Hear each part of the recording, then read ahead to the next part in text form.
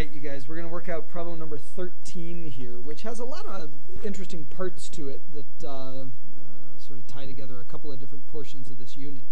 The question ultimately gives us two different fuels that we're going to burn.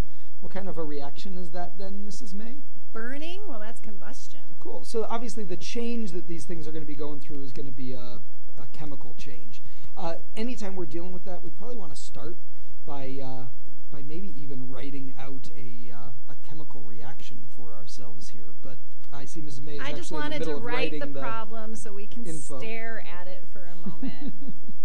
However, I do happen to notice when I look at this problem that ultimately what it wants us to get is which fuel is better in kilojoules per dollar when burned, which sounds surprisingly like some of the questions I know my guys answered in terms of the candle and the marshmallow. So I'm going to go ahead and just make a note that we are looking for kilojoules per dollar. And I often like to think that the units that we're shooting for become like a formula of sorts of what we're looking for, or a checklist of what we're trying to find. And looking at this as a checklist, well, shucks, I already know the dollars. Let's go ahead and we'll do the ethanol one first, just because it's let's just do more ethanol. Interesting. Anyway, you guys, you're on your own for this one. We're just going to do ethanol because it sounds more fun. All right, so you mentioned right away that, one of the things it talked about is the fact that these are fuels. And fuels are burned, which it says in the question, because it wants to know which is better when burned. So in order to figure that amount of energy out, we have to actually write a reaction. So let's go ahead and write a chemical reaction. So this is burning. And I don't know why I wrote this incorrectly, because it's actually OH, not O5. Sorry about that. So it's burning in oxygen, and so you should already know what the products would be, because they're always, always, always carbon dioxide and water when you burn a hydrocarbon. Cool. And when we balance this sucker, we're going to need 3 of these. We're going to need 2 of these. And if we do the math right on the oxygens, we'll need 3 of those O2s as well. Awesome. Great. All right, so I'm going to put some states of matter here. This one's going to be a liquid. Why? Because I'm telling you it is. And I would have said that it's going to be a gas. We'll just have to adjust for the fact that Mrs. May pulled rank on me, and so she's going to solve this problem as if we're making the water in the liquid state. So we would expect when we finish this to see a nice pool of water at the bottom of this beaker, right? Mr. Woods, this is an exothermic reaction. It will form water, and then it will turn into steam. There's a difference. Right. Okay, anyway. But if I want to get kilojoules per dollar, I need to get energy. So, again, we already have the dollars portion of this. That's taken care of. But I don't have the kilojoules. In order to get to that, the only information that I have to start is I know that I have 20.0 liters of the C2H5OH. And we know that because that's the only way we happen to know what the money value is worth. So, okay. So, if I could get liters of this... We can do Hess's law when we get to this step. Yeah. So there might be, I'm thinking, Mr. was commenting about Hess's law. I often know if I could find, and I'm just trying to think forward for a moment, of what I should do with these liters. Mm-hmm. If I can find, and I don't have to do it right now, but if I can find delta H for the reaction, that's typically given in a kilojoules per mole. Oh, good point. So this is given in liters. Mm-hmm. So in order to be able to use this, I'm probably going to want to take these liters and get them eventually into moles. Moles, because if I get into moles, then I can use my delta H reaction to get from moles into kilojoules. So the question is, how do I convert liters into something I can get into moles? Well, shucks. I know that I can get grams into moles. Yep. Is there any way to get a volume into grams? I think I know that density is mass over volume. Oh, and do we know the density of ethanol? It's not given in this problem, is it? But it's a homework problem. I could look it up. Yay.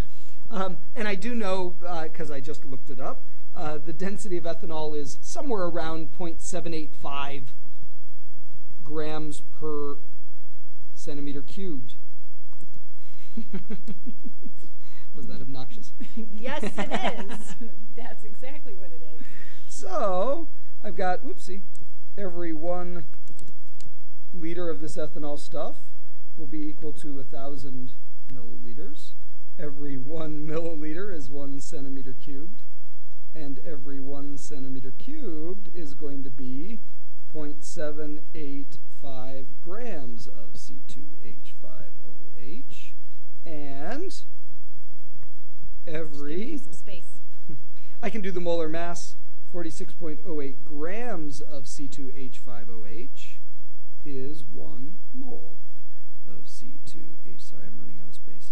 OH. So now I'm in moles. So now all I have to do is say, according to our delta H of reaction, every 1 mole equals... You don't know that answer. Oh, shoot. Okay, so we need to actually figure that out. So we don't have any equations that we have to manipulate, so perhaps we could use those delta H sub F's, our heats of formation. I like it. At standard conditions, by the way. That's what that means, but we won't ever do it at non-standard conditions, so don't worry about it. And we do have our reaction here, and we do know Hess's law. The short way is just the sum of the heats of formation of the products. So products, again, you guys, and I said this to my guys in class, it really helps if you know which is which. The products and the reactants, as many of you computed some already and did reactants minus products. Don't do that. So, looks like I have 2 CO2s, so I'm going to go ahead and take 2 times, and I think it's negative 393.5. Okay, I'm going to bother you on your units, Mr. Woods. Yes, go for it. You don't have to erase that. I'm just saying. Oh, you're going to do 2 moles? Yeah, I'm going to. You're good. Yeah, okay. So 2 moles of CO2. Since it's in kilojoules per mole. Right, negative 393.5. Where did this come from? From the back of your worksheet where it's the heats of formation. Plus 3 times... moles, Mr. Woods, right. You're such a problem. Negative 240... Oh, shoot. Mrs. May is going to make me do 285.8 kilojoules per mole. Now, those of you who are panicking, going, what if I use liquid water or gas water? Show your work. It'll be fine. Unless we tell you it's liquid or gas water, then don't use the wrong one. Okay, so those are the products. Now we need to subtract out the reactants. So I've got 1 mole. I'll do the other one. I know you will. C2H5OH. And again, we can look that up. It's negative 277.7 kilojoules per mole. For that, wait here, let's give you a little more space there. Plus... Oops, that was minus. 3 moles times 0 kilojoules per mole. Where'd you get that from? It's not on my table. It's exactly right, because it's an element in its natural state, so it doesn't take any energy to form. Oh, right. Oh, yeah. So we add all that up. Boop, boop, boop, boop, boop, boop. And, whoops, I don't know what I'm writing. My delta H for this reaction is negative 1366.7 kilojoules per mole. You guys, actually it's not. I lied. Look at the units. It's just kilojoules. All the moles canceled. 1366.7 kilojoules per this balanced reaction, per all the coefficients in this balanced reaction. So the only coefficient that I care about is right here, which was the C2H5OH, which according to our balanced equation is 1 mole. So now I'm going to, you're going to make me highlight, aren't you? Oh, sorry. No, you don't have to highlight. So, and I end up getting, plugging my delta H reaction value in here, negative 1366.7 kilojoules. We do all that math, and we end up getting negative, I need a calculator. Here, let me enter it into mine. Oh, how many sig figs, Mr. Woods? But this is per dollar. I didn't start this problem by saying 73. We have no idea. We lied. We don't actually have a calculator. Maybe Mr. Jensen, who's sitting in the room next to us, has one. Hold on, we're delaying. We're delaying. Or, Mr. Woods, we could just put the dollars on the bottom. We could have. Sorry. Okay, so you guys, those of you who have me, well, this will not freak you out at all. We don't care what this number is. You should know. Watch out, though. We wanted kilojoules per dollar. We knew what the dollars were. The kilojoules and the dollars that you computed goes here. Right. The dollars were 78.31. So whatever this answer was divided by 78.31 gives you your is going to give us the answer, which is I had to make it bigger. negative 0.5950 kilojoules per dollar. And that is your answer for ethanol. It doesn't answer the question, which asks which is better in kilojoules per dollar. So your job is to do hydrogen.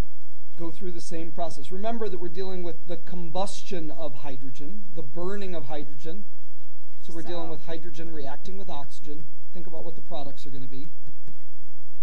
It's pretty simple. Okay, you guys, we're done with that one. Good luck. Bye.